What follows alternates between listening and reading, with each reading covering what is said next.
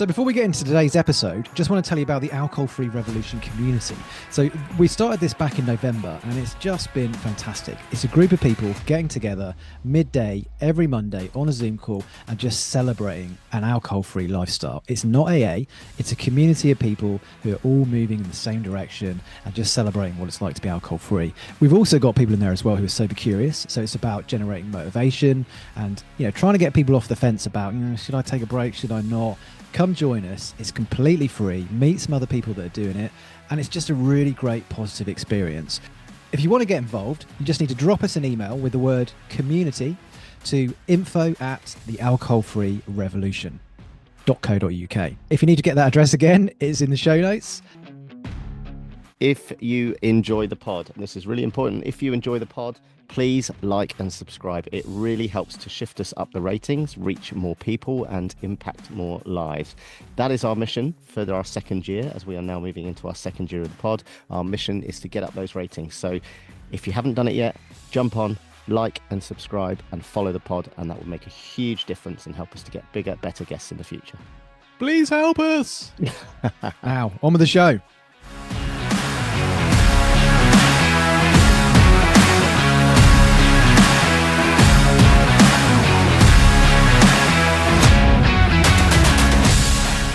Welcome back to the Alcohol-Free Revolution podcast. We're joined by an old friend of ours today, Siobhan O'Connor. Siobhan is a journalist, psychologist, and former Dublin radio presenter. Siobhan, welcome to the Alcohol-Free Revolution podcast. Look, James, see, I'm still a psychologist who is learning because I've only just completed the degree. Okay, no one knows that. So you have to do a PhD to be a fully blown psychologist with loads of experience. So I'm only the start of the journey, but I wouldn't have done that if I was still drinking. Wow. So you're, without wanting to steal your thunder, you're coming up 4 years alcohol-free, right? Yes, 4th of July. It's such a weird date to have, like, independence from alcohol. But no, I suppose it's fortuitous. It's very sort of it's exciting for me about that date because it is well, it was momentous, but I'll never forget it. I'll never forget the day I said goodbye to drink. I kind of knew for a while, that it was just not serving me anymore. And I don't know, subconsciously must have picked that date because it wasn't intentional. It was just happened that way. Uh-huh. It's the biggest name in the global calendar now, over, it's way above American Independence Day, your soberversary. So absolutely, It was the right day to pick. It was the right day to pick. So, I mean, it's lovely to see you, and thank you so much for agreeing to come onto the pod. Would you mind if we kind of start often how we always do and kind of go back to, if you're happy to share what your relationship was with alcohol before your Independence Day, shall we now call it? Oh yeah, absolutely, Steve. I mean, how far back do you want to go? The floor is yours. Up to you, really. So I guess, England and Ireland, even though we have so many connections and so many sort of strings together that bind us through history and everything like that, I suppose what binds us really is the alcohol piece and how we grew up. So my vintage would be 40s vintage. And, we would have been teenagers and before that, synonymous in Ireland here with the booze. You cannot escape it. But for the teenhood, it was a rite of passage here in Ireland. And for me, no different. Like I was that 80s kid who, when you become 13, everyone is trying to get you to drink. That was everyone else, right? So that was extrinsic, that was external. So it was everyone else drinking and you trying to hold on to your little self and I remember being taunted for not drinking at a concert when I was 14. Oh, you're square, oh, you're this, and being called names to my face. So it was a thing, and it was very early on embedded in the subconscious mind here in Ireland, and it's not, and I'm sure in England similar. But really, here you are not cool if you don't drink alcohol, and that I'm thanks be to God that's changing now. I think I don't know. Did you feel that in England? Totally. Oh yeah. Totally. It was, I think often the people we either have on the pod or that we work with are, genuinely normally between sort of 40 and mid 50s, really. Not always, but generally. Mm. And that is so often the introduction to alcohol, isn't it? It's that for me it was the drinking up the park with your mates. You like you say square if you don't do it. It's a word I haven't heard for so long, but it's so I true. know, actually, You're you so know, I'm probably square, still yeah. using the vernacular of the olden days. But if you didn't do it, you weren't cool. It wasn't the thing to do, and it was it was drinking to get drunk as well. It was that not drink. I remember being introduced to alcohol by my parents to, and that was often the way as well to kind of, Mm. if you're not doing it at home, you're going to be doing it somewhere where you shouldn't be. But we were doing it somewhere where we shouldn't be anyway, right? And it was exactly Mm. that same introduction as you're talking about, 100%. Yeah, and the getting drunk piece. I mean, yeah, you didn't just we were we're girls, in fields. Mm, And that was all normal. Totally normal. In fact, if you weren't doing that, there was something wrong with you.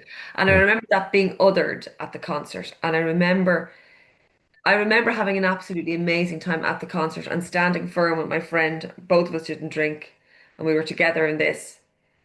But then so it's the insidious put downs that will eventually lead to behavior change in whatever capacity. So whether Mm, it's good behavior change or bad behavior change. So it was a couple of times, occasions later that the drink started coming in. And I remember being caught at a party by my dad, and I wasn't drinking at that party, but I was watching everyone else drink except me at that party when I think I was 13 at that one. And I snuck to that party. And I remember kind of looking at it, and then that modeling piece comes in. You know, that's the modeling piece. And I've been trying desperately to figure out why I ended up becoming addicted to wine. mm, And it's all these little small moments that you can piece together. Seeing the parents drink, seeing the crack in the pub after the matches, seeing all the advertising, seeing all the femme advertising, seeing all the pinkification of Sex and the City, going back to when we're 13. It's all this sort of semi-structured little moments that you go, oh Jesus, that's it. It's all of these mm, things. It mm. is like the whole package, as we say in psychology, the biopsychosocial. It's everything combined. But I remember that feeling of being othered, that othered feeling. And then the drinking began. So tell Yeah. us about that. So I suppose I can't remember when was the first drink I had. Oh God, we used to sneak bottles of a mixture of from our parents' cabinets up to a disco, the Yeah. local disco. And that was the sort of before we went to the big disco called the Grove, which is very famous around here, which is where we had like a lot of grunge sort of scene. But before that, the cricket disco, I remember myself and my friend, my ne neighbor, mixing together a few little bits and pieces from the cabinet, like the Mm. vodka and the Baileys and the lumps of the Baileys in the Oh, vodka, all that. Oh, curdles, doesn't it? oh, Oh. and sort of doing the knocking it back piece. Like that was totally, so that would have been age about maybe 14. And then that was the start of it, kind of, it sounds awful. And then it was the drinking in the fields before the Mhm. Grove and having a few cans. And thanks be to God, it didn't start with vodka. Well, it sort of did kind of, but then that was only once. But then we moved to the cans. But then it was going to another disco, um, which was in a place called Howth, which is near my house, and kind of like 20-minute journey. And I remember we all brought bottles of sort of that Southern Comfort, because that was sort of posh, right? That Southern Comfort, and it tasted nicer than the beer. Yeah. We used to knock back naggins of that, like naggins. 15, that was 15. And then 16, town, Dublin City, and drinking beforehand, and then sneaking into nightclubs, bars. Yeah, dressing up to the nines, makeup, and getting in, sneaking in. Mm. And how did that start to manifest as you got into your kind of your 20s and even into your 30s? How did your drinking kind of change? Um, oh, well, I think from sort of 16, 17, 18, it was all. then it was the going to the Dolly Mount House. This was a famous bar here, and it was always drinking beforehand because then it was too expensive when you got in to drink too much. So Mm. you'd be drinking beforehand somewhere, and then you'd always kind of yeah, you're right actually what you said, Steve. It was that getting drunk piece, Mm. like Mm. totally normalizing that, Yeah. and yeah, it was quite prolific. Everyone drank. There was nobody. I didn't know anybody who didn't drink. I don't know about you guys, but there was no non-drinkers in Oh them. no, no, no. No, We not at talk all. quite a lot. We talk quite a lot about how younger people nowadays. A lot of them are choosing not to drink. Like the stats are apparently like 40% of people under 25 don't drink. And for us who kind of lived through the 90s, I mean, that's just unfathomable. Yeah. The idea that 40% of people, in their 20s wouldn't be drinking, it Yeah. just blows my mind. That's such a huge seismic shift in societal attitudes. But you're right. I didn't know anyone that didn't drink. I don't think I met anyone who didn't drink until I was like, in my, well, I can't even remember the first person, but it certainly wasn't when I was growing up. Yeah. I remember my brother telling me about some. This was actually probably well into our 20s, and one of my brother's mates never drank, and he always said he had he was allergic to alcohol, and I genuinely think he did because I never knew him to drink. I don't think it was any kind of reasoning he was using for why he gave up or anything. I never ever knew him to drink. Mm. And the way that my brother Greg would say, "Oh, but he's just so much fun without it. It's amazing that he can do this without alcohol." And I was just like, we just thought he was from literally from another planet, and he was the only person I knew that didn't drink alcohol. And we were just amazed that he could have fun without alcohol. It was just unfathomable, Yeah. completely unfathomable. It's incredible to think. And like the thing is we don't know didn't know anything about the science of the depressant that it's a depressant. We thought it was fun that you were not fun, you were boring if you didn't drink. Yeah, That was the message. yeah, It's And then aspirational when you're that age, isn't it? yeah, you yeah. want to be as cool. I remember going to Portugal then and myself and my sister sneaking into all the places there to drink. Like all the cool bars, and we were like 15, and absolutely, I don't know how nothing bad happened to us. Mm. Paralytic going around the place. Like, Yeah. and literally, honestly, 15, and my sister younger. And then, then it was the sort of club scene in Dublin, and then it was college, and college friends wanted a drink during the week, which was a new departure for me. That was weird. Like, people drink during the week as well. And then you sort of start opening your mind to the fact that people drink all the time. Mm. Oh, they all drink. You can drink anytime you want, which is bizarre. But then I was always careful to keep a lid on it, it was a social thing. Drinking was when you go outside. Drinking Up was up when you until what sort of age? in the till I suppose late 20s. Okay. Drinking would have been only social. Mm. Mm. And at that stage, I was still social butterfly stuff. So this is where the disparity lies. You think that there's going to be a cut-off when you're a sensible person and when you're not. And that when you when you find a partner and you have kids, you're going to be different. You're going to change. Yeah. You're going to, like, drink isn't going to play a role in your life. And then you realize that it's had a grip on you for years and yet you didn't think that. You thought it was a social thing. You thought that drink was only for social occasions that you drink and you kind of you get drunk, whatever, when you're socializing.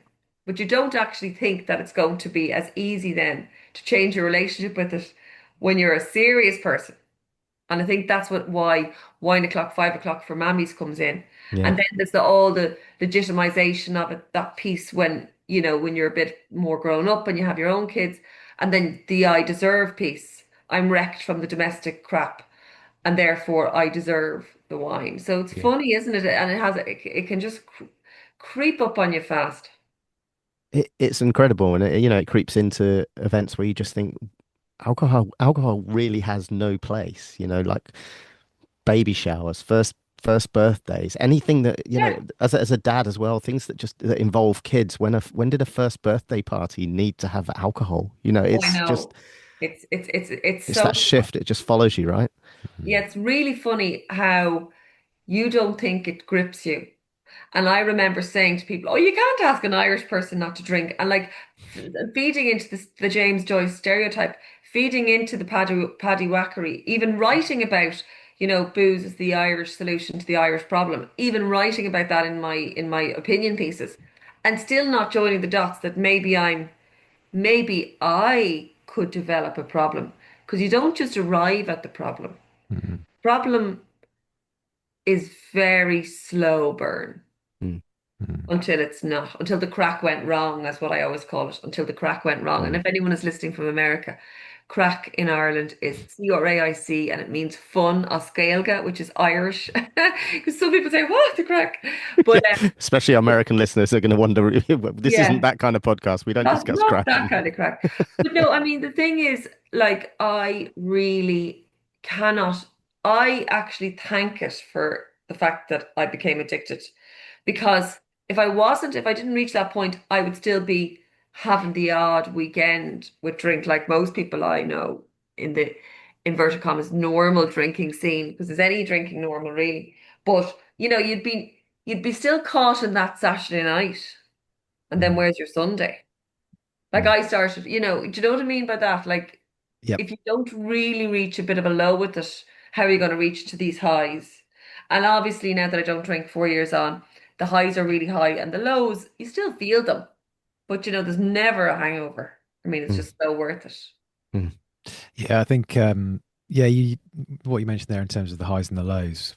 When we speak about this virtually every single week, you need to have experienced the lows to experience the highs. And when Steve referenced somebody there earlier who never drank, I always find when I meet people who've never drank at all that there's just this kind of I don't know. I find it quite difficult to connect with people who've never drank at all because there's just such a gulf in cultural references. I mean, think of people, don't get me wrong, I'm not saying there's anything wrong with that. Of course, there's not. But you always have to, just what we're talking about now, experience drinking and then not to kind of be able to draw those differentials. Whereas if you just never drunk, you kind of just don't really have the social reference, I don't think.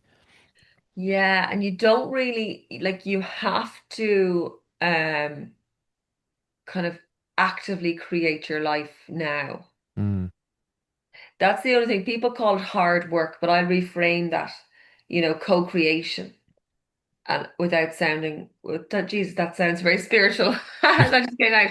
But, you actively have to, no, normally it's not like that. Normally it's like, you're normally going along and you're doing your own fitness journey, you're doing your own academic piece, you're doing your own business, you're maybe you're coaching. That's all fine. But it's when you're in a situation that you normally would have been 30 years doing one kind of behavior, you need to co-create that, but you need to think about that before you go into it and process it, like a psychotherapist would sit down and chat to you about. Mm. So you need to actively co-create the moments that would have normally been surrounded with drink. That's what I find anyway. You can't just go and you need to design each piece. If That's you're going into a situation where you would have normally spent 30 years drinking in that situation, you need to redesign that. Yeah, I think you're absolutely speaking our language, and I'll speak for Steve on this as well. But that's something that we do very much in coaching because you can't just rip alcohol out and go right, okay, well, just carry on as normal. Yeah. You have to find it takes up so much time, particularly cognitively, that when you remove it, you've got this kind of broad open space, and if you don't fill it, I mean, quite often boredom is the route back to drinking, because it's Oh such a great yeah. way of just killing time and just losing time. So if you stop drinking after decades, you really have to go, I think you have to actively go and try and find new things, even if you're not quite sure about it, even if you've just got a few, I don't know, maybe little threads of things that maybe just start to interest you. You want to pull those Yeah. threads and try those things out because they'll lead on to new things. And Oh my God, I love it. Absolutely. And you're also, you're also trying out, you're not necessarily gonna kick yourself for not succeeding in that piece no, because say for No, instance you're exactly. taking up, say, I don't know, badminton and you're crap at it. You're going to laugh at yourself because there's not that shame piece. It's sort of just, I think the drinking traps you in shame, mm, and it's getting out of that shame cycle. That's the most powerful thing that's going to happen if you stop drinking. And mm, that happened quickly for me, that getting out of shame piece. So sorry to interrupt you, Siobhan. Let's just dial back a second because we kind of went off a little bit on a tangent in terms of you were kind of telling us about obviously when you got into your late 20s and 30s. But when did alcohol start to become something that you had started to question and thinking, I'm not sure. I want to get to the point where you decided, okay, I'm going to stop drinking. What happened between kind of 30 and where you are now? Yeah. I suppose it was, I think for about, the pre-contemplation piece, it was probably a couple of years. Well, it was when I had kids and I still felt alcohol gripping me for the 1 o'clock, 5 o'clock piece, and then of course you could get to a Thursday. You could, there was a couple of days where I didn't have any wine, and then it was the Thursday. But sure, I'm grand, sure. I didn't have it for a few days and it's only Thursday. Mm, Do you well know what I done. mean? Yeah, congratulations, you deserve this. I know I deserve this piece. So that's when I kind of realized, oh my God, like this is kind of pulling me. It's pulling me. It's like, and then there's the two that there's the dichotomous whispers in your head. There's the bad one and then the good one. And then the good one saying, gosh, would it be nice to find another way? And then kind of waking up a bit groggy with the kids. And, it was that piece of, and then having a few arguments with my partner, who's now my husband, Well, because I just congrats. got married. Oh, you Oh, did, yeah, of course. congratulations. Sorry, you got married Tell you all about literally that a in a few minute. weeks ago. Yeah, It was Yes. congratulations. amazing. So completely sober wedding. Except everyone else was drunk except me. We'll come on to that.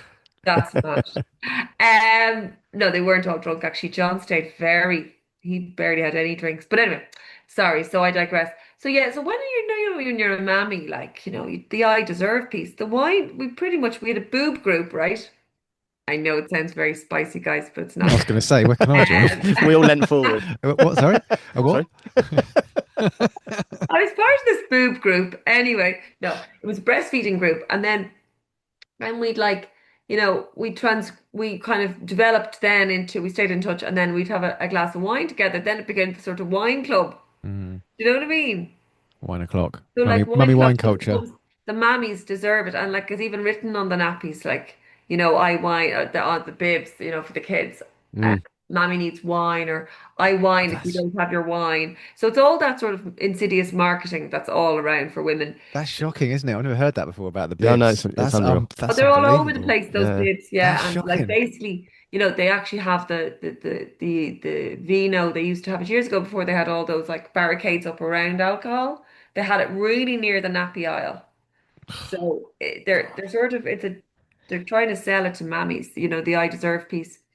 And then if you got mammies at home bored, like I mean, years ago they had the Mammy's Little Helper. Do you remember in the 50s? That was basically like Valium I was going to for say, I thought mammies it was bored Yeah. speed, out of their wasn't it, as heads well? or Mm, gin. Yeah. Like Valium or Mm, gin. Now you have the 1 o'clock, 5 o'clock, and the wine is bad because like, and I found I didn't really realize there was a direct correlation between my relationship going bad with the wine. It was probably always sort of in there because you're programmed as an Irish person growing up in my vintage to like always be drinking at mm, the weekends, or socializing with drink. You don't socialize without drink here. And so as it progressed, then, the wine, I didn't really realize that, oh God, maybe I'm not able to drink anymore because of perimenopause and all that sort of stuff happening to your mm, body and the hormonal shift. mhm. So like that's why women in their early 40s or whatever, like can't really drink as much as they used to. And especially if you're wrecked from a kid and you're, yeah. sleep, can't really. So I found I was getting like eat more easily drunk and things like that. And I just thought, and then I had a few arguments with my now husband. He's like, Jesus, you're drinking a lot. Like, oh my God. And I was like, no, don't be ridiculous. Like, I deserve this. And I realized, oh no, this is not normal. Like, because it was pulling me then to, you'd get stable for a few days and then it'd be pulling you back to have more. Mm, And you'd be just at home having your 1 o'clock, 5 o'clock. So that's not, I know some people do that and they can successfully do that. And maybe they're cutting it at one glass or whatever.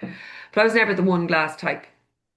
So I just realized like after a weekend away, I've spoken about this before. I just saw we were away on I was in my early 40s and I just had my second baby. Obviously, she was a bit bigger at this stage, and we were away with our neighbors, and we were like we were drinking most of the day, and then we were down on the beach and we were having Prosecco on the beach, and I just thought, something hit me. And I saw one of the other mammies who hadn't had as much as me with her kids playing. Now, I was still playing with my kids, but I was still wanting to get back to the Prosecco. And I just went, Jesus, there's something wrong with this. And it hit Mm. me. All of a sudden, it just dawned on me, light bulb moment. And I thought, I want to be enjoying the present, being with them, like down there on the beach with them, not thinking about the glass of Prosecco or the beer or whatever up. I just wanted a different relationship with them, with my kids. I wanted them. And that was the why.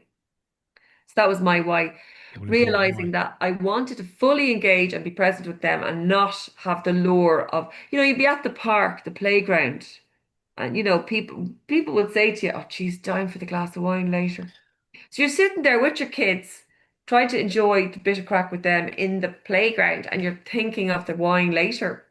It's I can so relate to where you're coming from there, Siobhan, and hearing you say that. And I think, a couple of things coming up there is firstly you saying that feeling of I deserve it. And it is so insidious, particularly for women and wine, because it's not it doesn't not happen with guys, but I think that whole marketing around wine and it be looking sophisticated and it's you deserve it moment, 5 o'clock, you've earned this.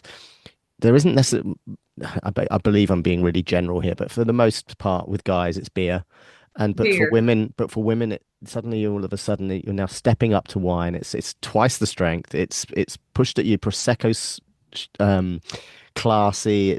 And all that marketing is so bad. But equally, coming back to your second point, I can completely relate to that. My kids were 3 and 5 when I stopped drinking, maybe a little bit older, but my Yes. earliest memories of that, I remember all-inclusive holidays, and I remember just sitting thinking, all I was doing was just thinking about when I'm going to get my next beer and sit by the pool and just watching them playing in the pool. And Yes. just this is supposed to be the most magical moment of your life, having children, and all of a sudden you're just sitting watching them enjoy themselves while you're just nursing a beer or a glass of wine by the pool. And that was a Yeah. huge wake up call for me as well. I completely Yeah. resonate with that. Yeah. And Steve, you're dulling your senses at the pool while there, but you're getting that first dopamine hit, and then you're chasing that for the Yeah. rest of the time at the pool. Yeah. Exactly.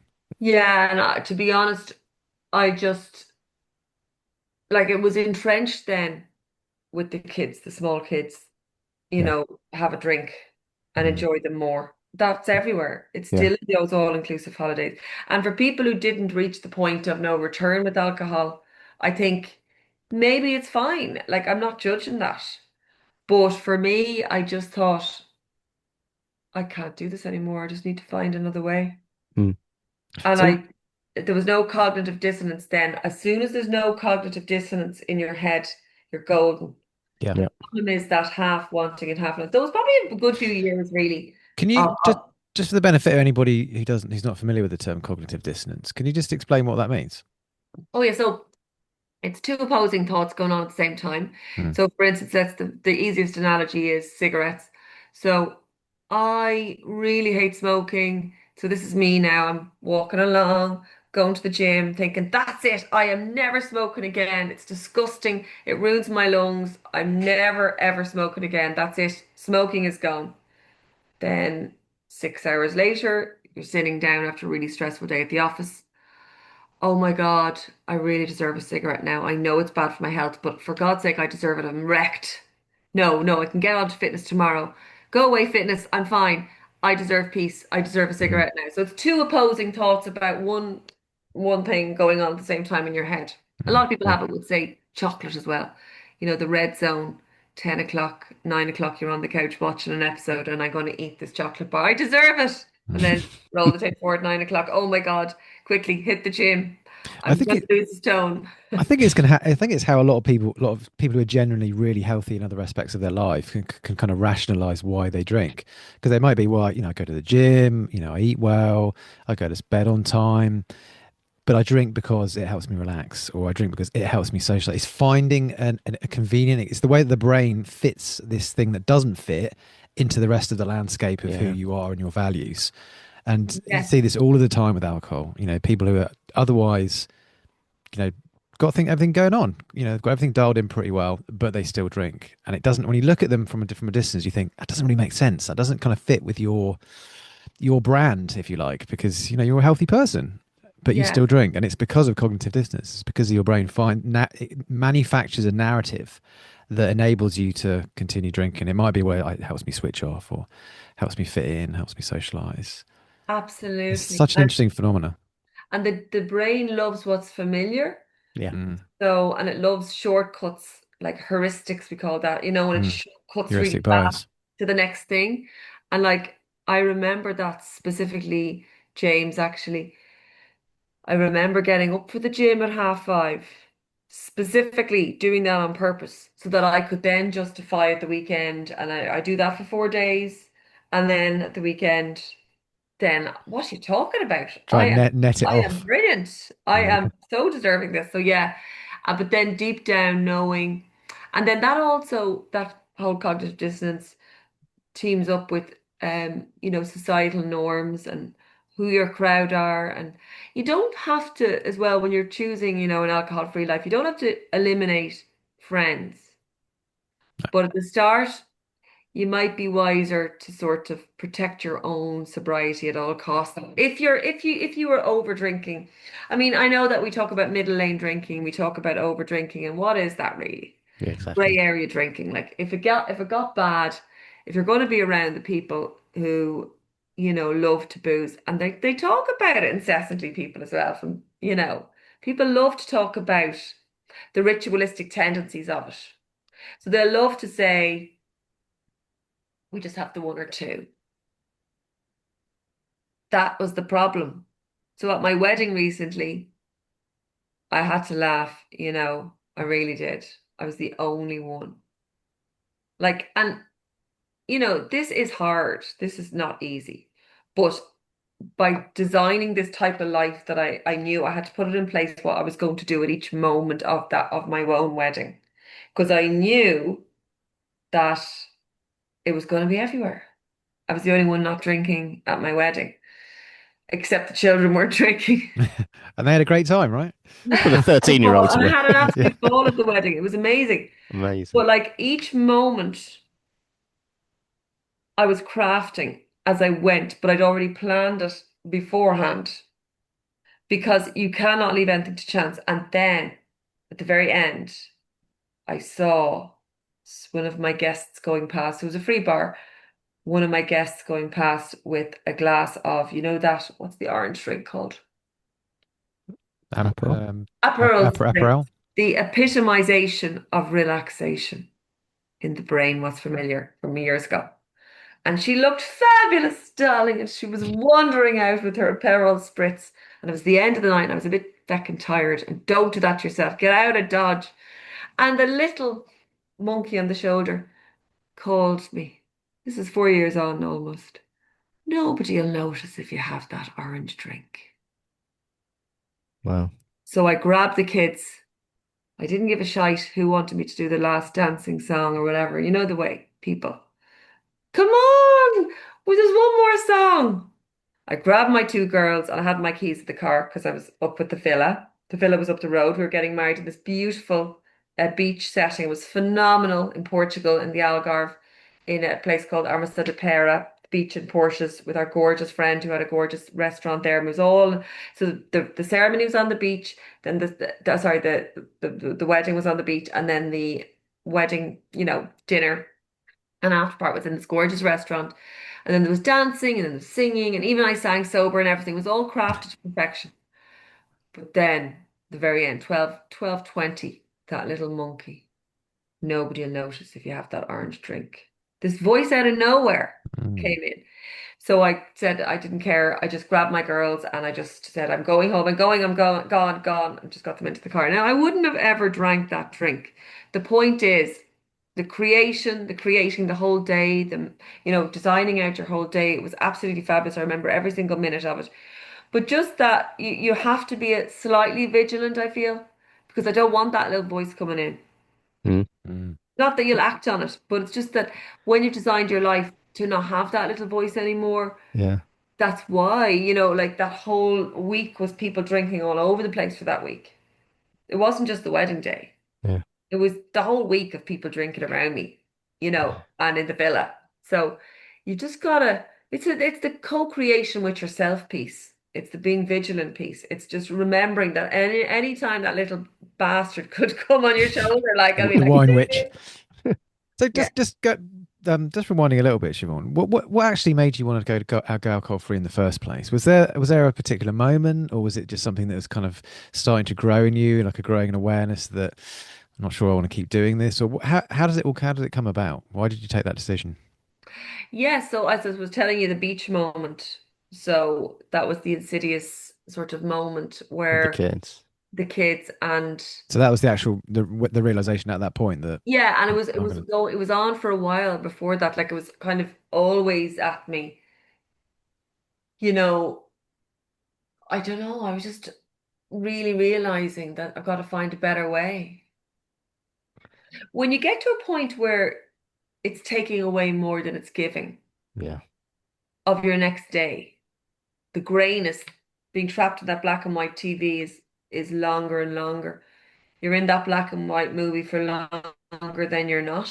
Mhm. Like the dopamine high isn't as great as the depressive low, but that kind of was spanning for a while. That took a few months to sort of really hit me. So you're talking, I was 40, was it 43? 43. And how And did you was go about it? Was it like an immediate, okay, that's it, I'm done, stop, or was it something that you had to go have a few goes at first before it stuck? Oh yeah, yeah. Sorry, um you'd always do like a couple of weeks off alcohol, which I was great at doing. So therefore, this isn't a problem. Yeah, yeah, of course. Then, of course, when you went back, you're always going to go back worse. The brain always loves to catch up with what's familiar. Mm. So, yeah, yeah. Um, I'm just trying to think. It feels so foreign to me now, you know, with what I've done now, with what I've created. Like, there's no way in the space of 4 years, you know, I've done a certificate in psychology, a degree in psychology, which I got a first in. Um, Congratulations. Thanks Congratulations. very much. That nearly killed me. But you're chasing the academic piece then, do you know? Mhm. And then obviously I've done your Andy's course, alcohol-free performance coach. I've done level 5 and 6 of special needs assisting, all in the space of the time, 4 years, which, before that it would have been over drinking for 30 years before that. Like really, in Ireland, like there was nights where you know, you'd be out till well early in the morning drinking. Like there's no Ireland. It's funny how we think that it's cool here, and like it's the Irish stereotype, as I said to you earlier. It's still kind of. I've had somebody saying to me on a slope a few years ago on a press trip to Switzerland. I can't believe you don't drink, like slagging me off for not drinking, Mm. asking why, you know? It does fascinate me. Sorry, Steve, you go. It is. It's an identity, isn't it? And I don't know Yeah. if how much that's changed. I certainly think back to my first ever trip to Dublin, and the at the time I was a bartender. I was a lot younger, and we actually won a trip to Dublin courtesy of Bailey's. And but the whole thing was built around alcohol. That was the first thing that sprung into our mind when we thought of Dublin. Was actually coming. It was for the Guinness. It was for the drinking. It was for the crack, as you Yeah. mentioned. And it's just has that shifted at all over recent years? It's probably 10 years since I've been to Dublin, I think. Yeah, I think so. Like, there's so much more to do here. Like, but I've designed my life now to Mm, really engage with all the fitness, the running, the trail running. I was an ambassador for the Eco Trail Run. We did the trail run, all that stuff. And I was doing the open water swimming during COVID and way before that, before it became trendy here. But now there's so many saunas popping up and everyone's jumping into the yeah. sea. But I used to do that to get rid of a hangover. Now I do it because I'm actually like loving it. During COVID, it was like hangover. Oh, quickly dive in. But now I do that all the time as well. The Yeah, and the younger people, the fitness where I go to the gym, it's just like wall to wall people, like younger people getting seriously fit now. There's also that they've got the camera phones. So Yeah. since the advent of camera phones as well, I know we give out about camera phones, but that's really helped because people don't want to be messy looking. I Yeah. still think I think there's more to the Irish psyche that meets the eye. Do you know what I mean? I think now we have more to offer than just the pub. Do you know? It's definitely 100% on our list as a family to come over.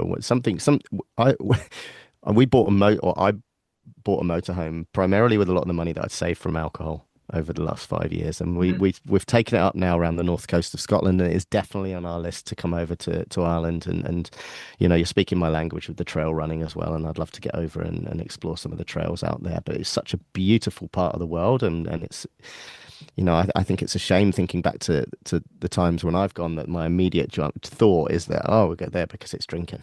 I know, and later on, I know you had the gorgeous Johannes on your podcast as well. I'm bringing her to a fabulous place called Howth, where we're going to do a sort of a trail with the kids, so we'll hike. Yeah, I mean, there's amazing hikes, yeah, see everything here. And yeah. like, I suppose finding a new way and the new non-drinking identity, it didn't happen easily for me. I went and, joined a recovery group. I joined before I did the course with Andy and you guys, I had there was a whole process involved, you Mm, know, for me. And everyone's different. Maybe coaching's going to work for some people, and maybe so others might need psychotherapy. I fell into this because I didn't know about alcohol-free coaching at that point, and I phoned this number and I joined a group, and it was phenomenal. That group has since gone, but a lot of processing, a lot of work, a lot of speaking out loud your feelings, because I think what you do with the alcohol is you drink all your feelings down, you don't say your real thoughts. Mm. totally.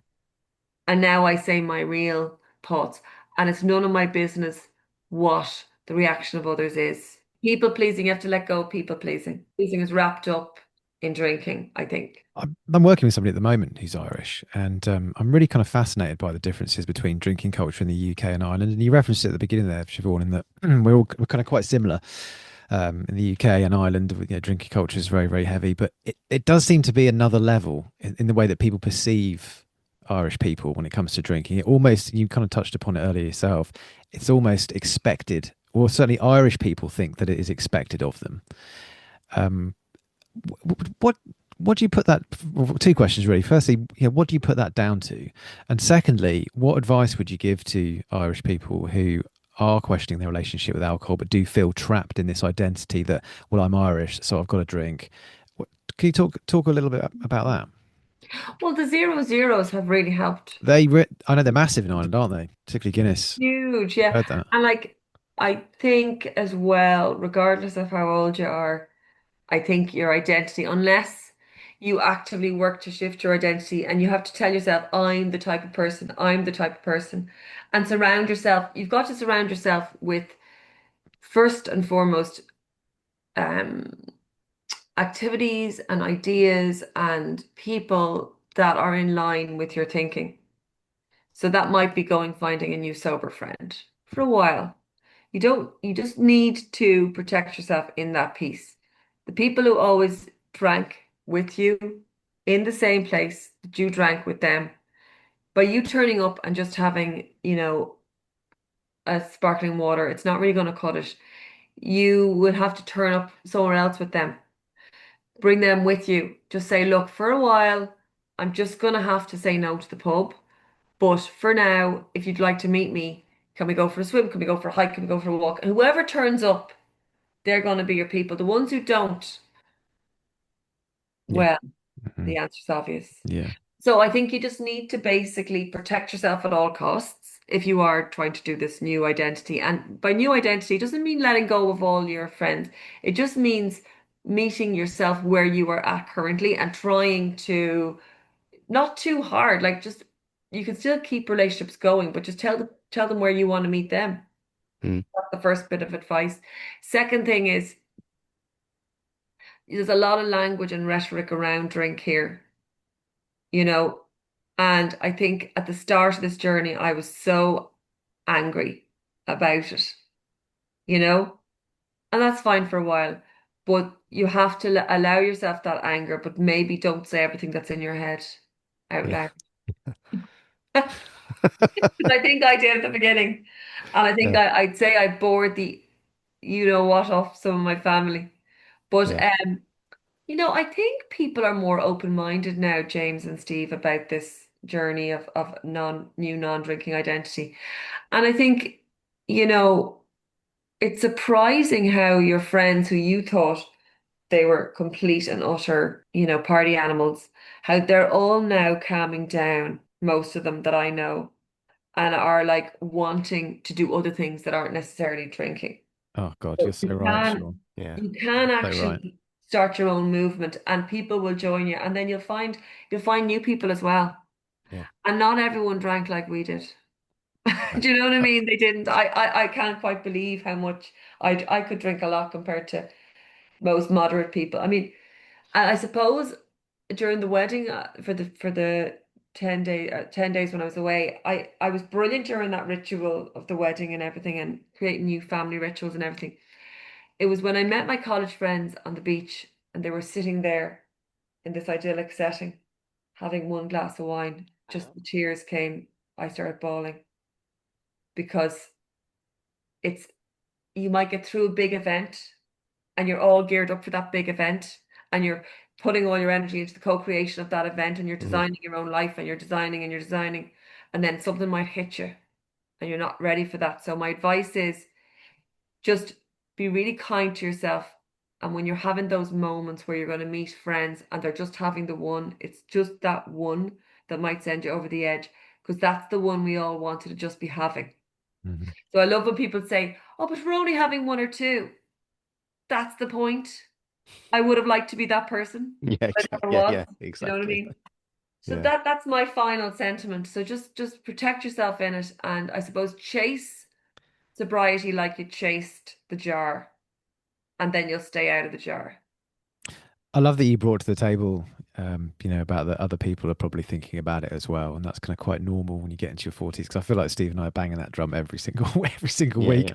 That if you because we tend to work with people generally in their 40s most commonly, and everyone rocks up going, oh, I feel like I'm the only one, and it's like you're really not the only one. No. Yeah, Seriously, yeah, most people are thinking this in their 40s if they're drinking a lot, and I believe that. I really believe that. yeah, yeah. It's normal.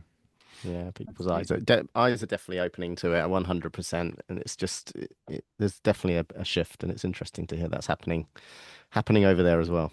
Mm. Absolutely. And listen, I think we are at the start of something great with this because, the more and more we get it out there with amazing podcasts like you guys, and the more we talk about it, the more others might go, okay, I'm not alone in this. And it's okay to say that, like, I feel it's okay. I own my problem now.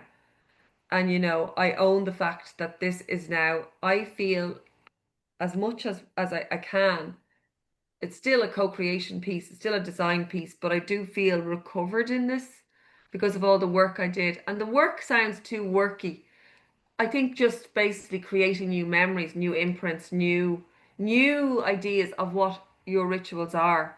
So other people can, and I love that phrase, and I always use it. Nobody gives a hoot what's in your glass. Yeah, No, exactly. no, No one, nobody no one gives a cares that damn. you're not drinking. No one cares about Nobody you. It's cares. as simple as that. Everyone cares about Nobody, themselves. nobody No one cares. cares about you. So Yeah. just roll with it and enjoy Mm. it. And I'm enjoying it so much. And I enjoy my wedding was absolutely amazing sober. Imagine. A I sober wedding. I think that's probably, well, it's not probably. I realize what I'm about to say there. I said probably the only regret of my wedding. I realized just how bad that came out. I do regret the fact I was drinking at my wedding. I do. I think it's such an amazing day, and so Yeah, many people told me beforehand it's over in a flash, it is. and it so is. And they, I remember everybody saying take in every single moment that you can because it's such a special day, and I did. Yeah. And I Yeah, think I think, the moments I remember every single bit. So that's I wonderful. I I'd never, just I think it's amazing. you're right. I'd never thought about that actually, Steve, until you mentioned it. But yeah, Mm, I feel exactly the same way as that. yeah, I yeah, remember saying people saying to me, savor every moment. yeah, And then yes, it's over, and you wake up the next day with an enormous bill and thinking, because you have you have that build up to it for like a year or so, don't you? And then Yeah. you yeah, don't yeah, think about the next day, and all of a yeah, sudden all of that's gone, and you want to remember all of it. And yeah. yeah, if that's a really profound point. Siobhan, I don't think we've ever spoken to anyone who's actually been to their own sober wedding before, and I think that's amazing, and that gives so much hope, and opens so many people's eyes to the possibilities that happen when we go alcohol free. And I think we could absolutely speak all day long, and it's been so lovely to hear your story and sharing so much with us. And yeah, I just want to say thank you so much from myself and James, and it's been an absolute real pleasure chatting to you. Thank you Absolutely. so Great to much, see you, guys. Siobhan. Thanks a million. It's been absolutely fabulous. See you soon.